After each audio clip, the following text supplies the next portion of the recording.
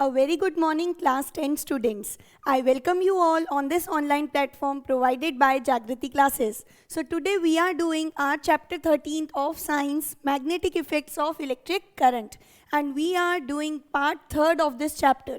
So in the last video lecture, I told you about the right hand thumb rule, okay? So in the last video, we discussed this rule which was named as right hand thumb rule. So what do you mean by right hand thumb rule, or where do you apply this rule? So firstly, you should remember that this right hand thumb rule, it was given by Maxwell. So because this rule was given by Maxwell, it is also known as Maxwell's right hand rule. And it is even named as the Maxwell's corkscrew rule. So this rule, which is known as the right hand thumb rule, it has many different names. So because this rule was given by Maxwell, it is named as Maxwell's right hand rule, and its next name is also Maxwell's corkscrew rule. So these are the various names which are given for the same rule. And what does this right hand thumb rule states? Right hand, so you have to use your right hand and you have to use the thumb and your fingers, okay, two components of your right hand. So we say that this is a current carrying conductor or wire. Let's suppose the stylus which I am holding in my hand is my current carrying conductor. And when I say the current is flowing in the upward direction, so the thumb represents the direction of current, and you have to hold this conductor in such a way that the thumb will show you the direction of current. So because I am assuming that the current is flowing in an upwards direction, so my thumb would point upside, and then the curved fingers, all these fingers, they would show the direction of magnetic field. So we all know that around a conductor, this is my conductor, that is any wire you can say, and here the current flowing is I. So a current I is flowing through this conductor in an upward direction. We know that around a conductor magnetic field is produced. So what would be the shape of this magnetic field? We have already discussed that to determine or to give the presence of magnetic field, we use magnetic field lines. So what are magnetic field lines? What are its shape? So magnetic field lines has the shape of closed continuous loops. So in turn, the magnetic field lines which would be present, it would be in the form of closed loop. So I told you the closed loop can have two directions. That is, either it can have a clockwise direction, this is the clockwise direction, or it can have a anti-clockwise direction. So you have two different directions of magnetic field lines which can be produced around a conductor. And to determine the direction of magnetic field lines, we use Maxwell's right hand thumb rule. So this rule states that if you hold this conductor in such a manner that the thumb points in the upward direction, that is in the direction of current, then the fingers, see my fingers, if I show the direction of current, then here the fingers are going inside the board and from back side they will come out. So this would be the direction of the circle or the direction of magnetic field lines, which is these magnetic field lines will be in the form of circle, and the direction is from here they are going inside, that means a inner arrow, and from the back they are again coming towards you, okay? So I hope I have tried to explain you this and this rule is clear in your minds. So this is what would be the direction of magnetic field lines. That is when a so how you'll write the direction, you can make this diagram and then you can say that this, which is the direction of magnetic field lines. So we can say the magnetic field here is in anti-clockwise. As you can see, the magnetic field is anti-clockwise in this condition. So magnetic field lines are in anti-clockwise direction and they are always present in the form of concentric circles. We say that magnetic field lines always have closed loop. So closed loop means circles, and what do you mean by concentric? Concentric means having the same center. So all these circles of the magnetic field lines, for the first loop, the center is this. For the next loop also, the center is the same. So concentric circles are the circles like these circles if we assume. So this is my first circle, this one would be the next circle. So all these circles, they have a common center or the same center.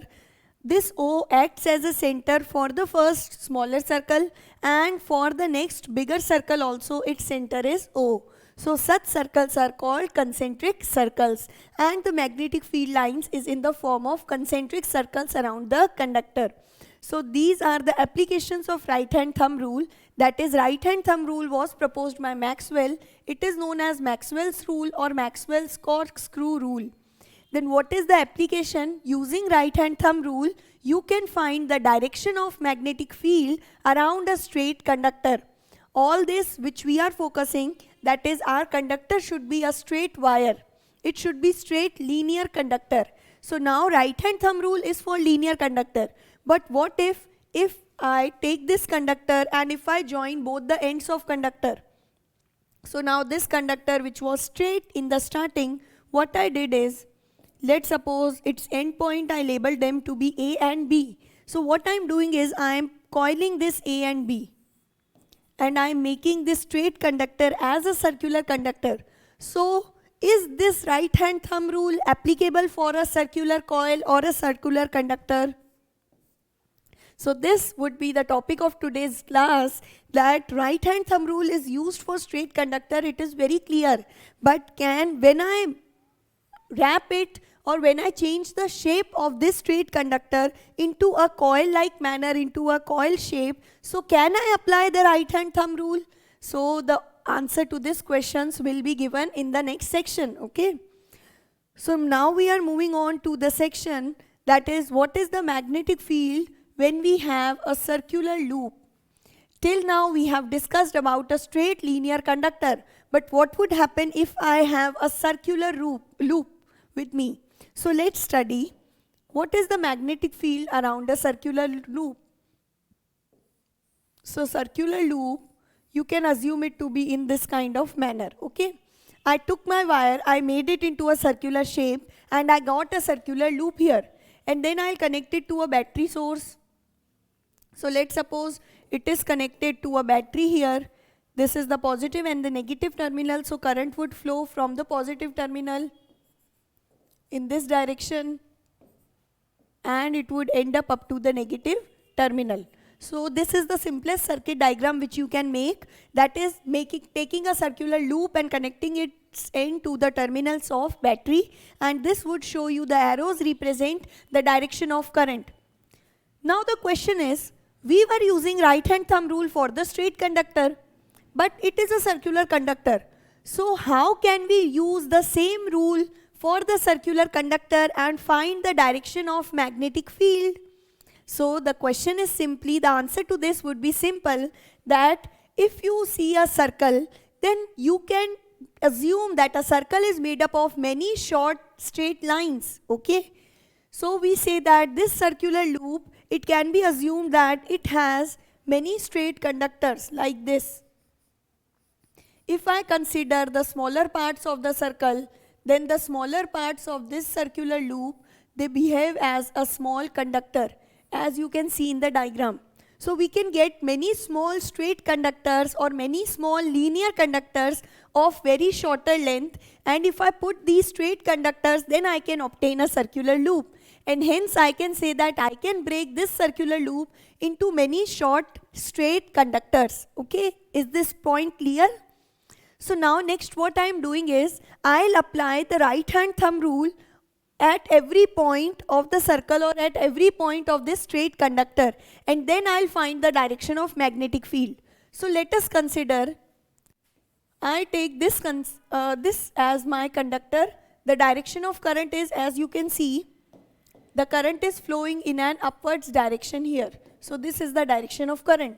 It means if this is my conductor and this is the direction of current flowing through the conductor, then what would be the magnetic field? So the magnetic field would be found out by using right hand thumb rule. I told you its name is right hand rule. So please do not try it with the left hand. Use your right hand only, okay? So using right hand thumb rule, pointing my thumb in the direction of current, I get the direction of magnetic field in this manner. So this would be the direction of magnetic field. That is, magnetic field will be in the form of circle, and this would be in this direction. That is, it is going in from this and coming from behind towards you. So using right hand thumb rule, I can draw the direction of magnetic field would be in the form of concentric circles, and the direction would be like this, okay? So this would be the magnetic field direction around this point. Now if I take this conductor and if I try to find the direction of magnetic field, let's see, the direction of current is pointing below. So magnetic field would be going inside here and coming outside from this part. So magnetic field would be in the form of circles, closed loop. It is going inside. That means the arrow would be pointing inside and then it is coming outside from here. Okay, so the direction is using the right hand only. The direction is inside here and outside. This would be the direction of magnetic field when my thumb points in the direction of current. I hope this rule is very clear. So these kind of directions we are getting. Now you can also find the direction for other points also. Let's suppose I am finding for the top point. Then what would be the direction? Can you tell me? Okay, this is very simple. See, now my thumb, now the conductor is, let's suppose this is the conductor. The current is flowing in this direction. This is the direction of current. So my thumb, right hand's thumb would point in the direction of current and the direction of field. If this is the current, if this is the conductor, see, this conductor is having a flow of current towards this direction. Then my thumb is pointing in the direction and this would be the direction of magnetic field shown by curved fingers, okay? So the direction of magnetic field shown by curved fingers would be in this manner.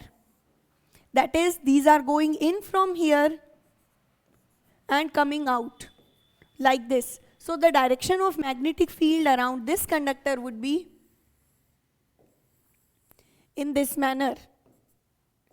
These all direction, I hope these are clear. We are just using a right hand thumb rule. When the thumb points in the direction of current, the curved finger shows the direction of field. So you can see in this that the field is having the same direction when we are taking the inside of a circular loop. That is, if I am considering this portion, the inside portion of the circular loop,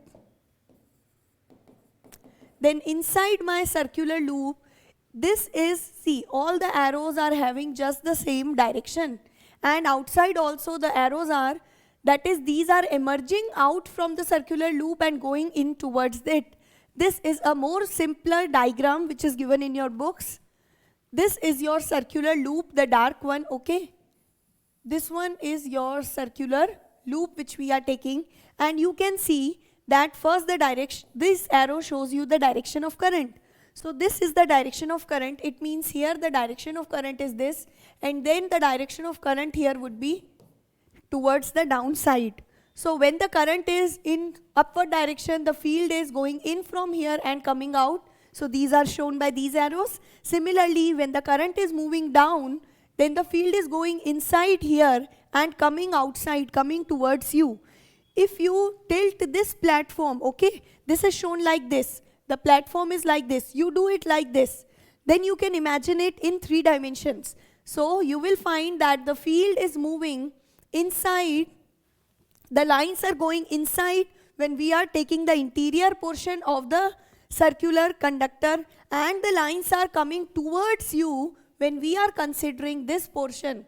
That is the external portion of circular loop. So in turn, we can say that if I have this sort of circular loop, then in the interior portion, all the magnetic field lines, they are going inside and from the back. Let's suppose this is the circular loop. Okay, let's take some circular object here. So we say that consider this as a circular loop. So what is happening is magnetic field lines, these are going inside the circular loop in this manner. So magnetic field lines, they are going inside, and from the back side, these are again coming and forming a circle. So these magnetic field lines, from you they are going inside the loop, and from the back side they are again coming out, and these are in the form of circle. So these are going in, again coming out from the back side. Okay, so in the interior all the lines will go inside, and from the exterior they are coming towards you. So if you take this is the given picture of the circular loop. Okay, this circular loop is shown in this manner. If I make it horizontal, now it is kept vertical. What I am doing is, this is the platform on which the circular loop is kept. Now if I make it vertical, then you can see it more clearly. If you imagine now that this loop, when it becomes vertical, all the lines which are passing here, they would pass in the, these are passing inside, so these would be coming from this to this. So this would be the direction of magnetic field lines. I hope now this is clear. So we can find the current flowing or the magnitude or direction of magnetic field lines passing through a circular loop if we break our circular loop into small straight conductors, and then we use the right hand thumb rule to find its direction. So these gives you the direction of magnetic field inside a circular loop and direction of field outside the circular loop. And this you can consider these, all the circular loops. You can compare it with the bar magnet. See, this is our circular loop. Okay. Now let's take the loop in this manner. Let's suppose this is your circular loop. It is somewhat oval in shape. Let's try to draw a circle. So this is my circular loop. And then we have to consider a bar magnet.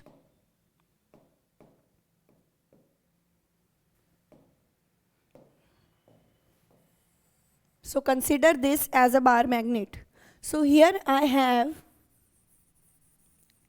a circular loop, and here I have my bar magnet. We know we have two poles in our bar magnet. One is your north pole and the other one is the south pole. If we are talking about the magnetic field lines of bar magnet, so these magnetic field lines, they are from north to the south direction. So the magnetic field lines are having this kind of direction from the north towards the south, and you have to draw the arrows also, I told you. So these field lines, they are moving away from the north and they are moving towards the south. This all we have done in our introductory class. So this is a bar magnet what we have with us. In a circular loop also, this kind of magnetic field is seen. If you see it in our previous this diagram, so you can easily see that the circular loop also behaves as a bar magnet, because inside the circular loop what is happening? Let's suppose in my circular loop, this is the direction of current flowing. Okay, let's reverse these directions as we took in our last diagram. We again have to draw a circle. So this would be our circular loop, and consider this to be the direction of current. So this is the direction of current flowing through our loop. So what would be the direction of magnetic field lines? Here the current is upward, so magnetic field lines would be going in this manner. So this would be the direction of magnetic field lines produced. Here also, if the current is down, using right hand thumb rule, magnetic field lines are moving in this particular direction, as I already explained you. So these are the direction of magnetic field lines. Now you will see that when we go inner and inner, these circles, they grow in diameter. Okay? I hope you are easily able to see it.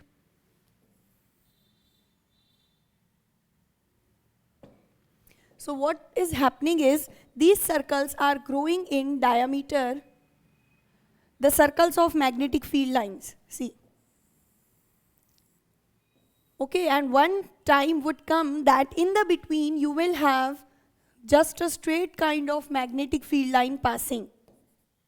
So we can say that all the magnetic field lines inside this circular loop, these are moving away, and from the backside it is always emerging out. In the interior, these lines are going inside, and from the exterior surface, these are coming towards you. And similarly, it occurs in a bar magnet. So hence we can say that a circular loop also behaves as a bar magnet, and then you can define the north and south pole of this loop. How to define the north and south pole of a loop? So this you can remember by that direction symbol. Okay, this is called a rule. So if you have the direction of current clockwise, or you can have the direction of current anti-clockwise. This shows a anti-clockwise direction, and this shows a clockwise direction.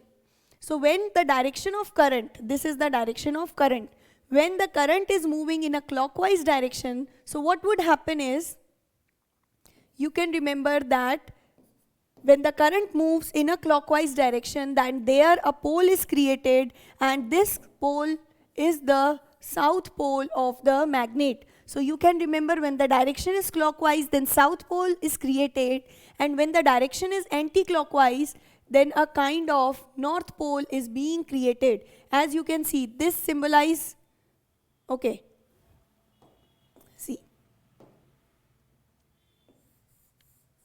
So you have to remember that when the direction of current is clockwise and anti-clockwise, which kinds of poles are being created. Because at one, you will, now this is what? This is a kind of anti-clockwise direction for you.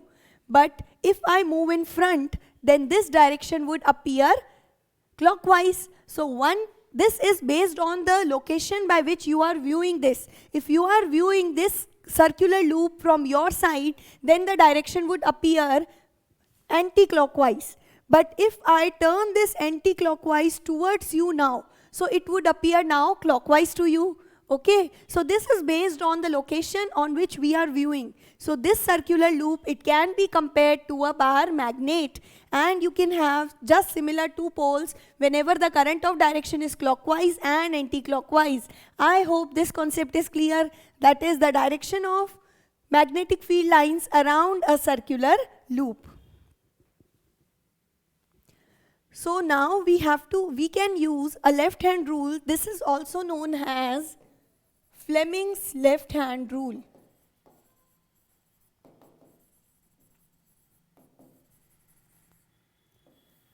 So what does Fleming's left-hand rule suggest? Fleming's left-hand rule suggests that, see, first we'll do it diagrammatically, then I'll give you its statement also. So in Fleming's left-hand rule, it states that you have to stretch your thumb, forefinger and middle finger in such a manner that all the three fingers, they become mutually perpendicular to each other. Okay, see, so we have to stretch our thumb, forefinger and the middle finger in such a manner that all the three fingers now are mutually perpendicular. So if we stretch in this manner, then the thumb would have, or the thumb would indicate the force applied on the conductor. This forefinger would give you the direction of magnetic field, and this middle finger gives you the direction of current. So we can say Fleming's left-hand rule suggests FBI. F is the force applied on the conductor, B is the direction of magnetic field, and I suggest you the direction of current. So Fleming's left-hand rule you can remember as FBI. Okay? And please do make it with the left hand only. Do not use your right hands while making Fleming's left-hand rule. So why Fleming's left-hand rule was given? Because it is said that when a current carrying conductor is placed in magnetic field, then this current carrying conductor experiences a force due to magnetic field, and to find the direction of force applied on the current carrying conductor due to magnetic field, it can be solved using Fleming's left-hand rule. So in turn, we say that whenever a current carrying conductor is placed inside a magnetic field, then that conductor experiences some kind of force. And if you need to find the direction of force applied, then you can use Fleming's left-hand rule. Okay? So now we'll be doing questions also regarding Fleming's left-hand rule.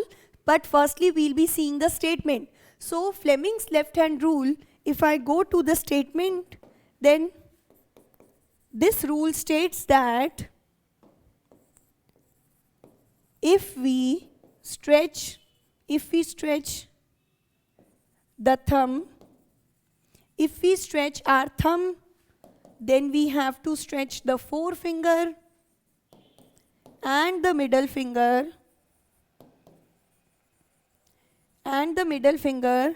of our left hand. So if we are stretching the thumb, forefinger and middle finger of our left hand such that all three are mutually perpendicular to each other.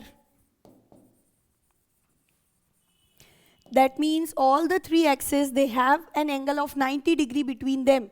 The thumb and the forefinger has an angle 90 degree. This forefinger and middle finger also has 90 degree angle, and the angle between middle finger and thumb is also 90 degree. It means they should be mutually perpendicular. Then our thumb represents, I told you the trick for Fleming's left hand rule, it is FBI. F is the force on conductor, B is magnetic field, and I is current. So our thumb represents the force applied on conductor, which is F. Then the forefinger represents, forefinger shows the direction of magnetic field,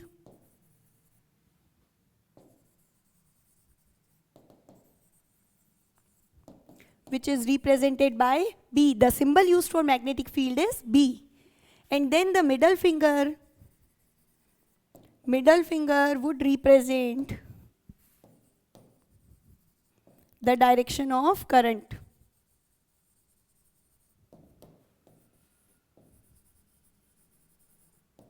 which is I. So current is represented by I here.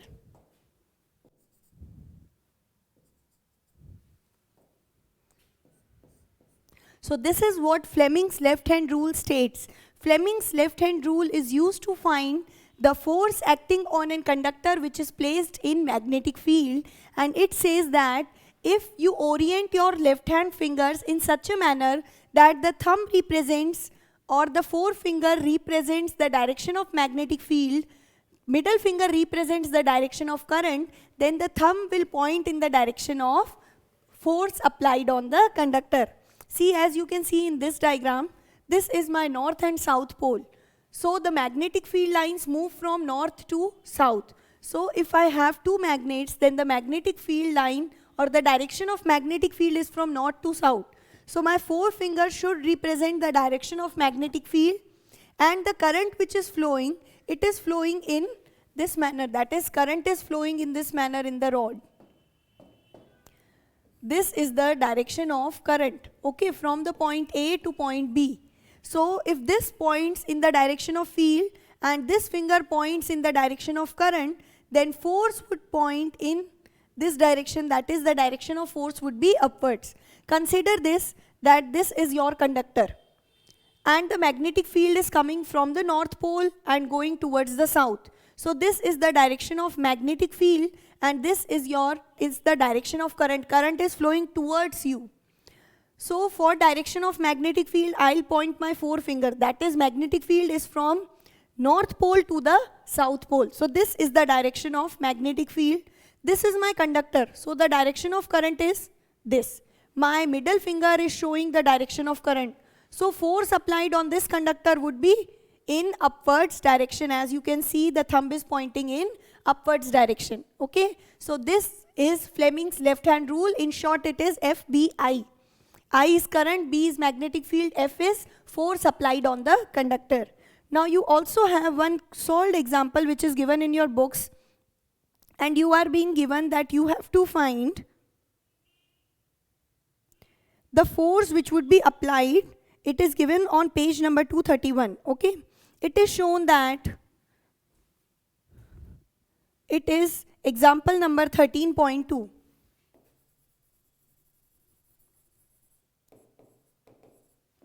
On page number 231, the question given, it is actually a diagram which is given. It is shown the direction of magnetic field is in this manner. This, it is given as the direction of magnetic field. And then you are given the direction of electrons, that is the electrons are moving in this manner. So this is the direction of electron and this is the direction of magnetic field. Now you have to find the direction of force applied. So we'll be using Fleming's left hand rule.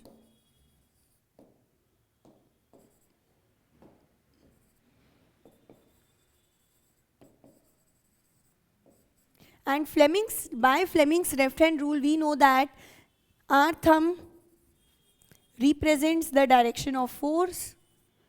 Our forefinger or the first finger shows the direction of magnetic field, which is B, and our middle finger shows the direction of current, which is represented by I.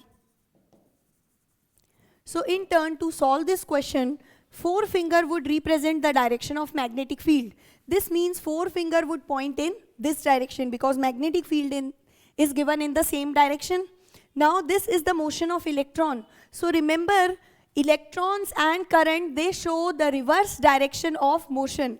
That means if the electron is moving in a downward motion, then the current would be flowing in a upward motion. So this would be the direction of current in this question.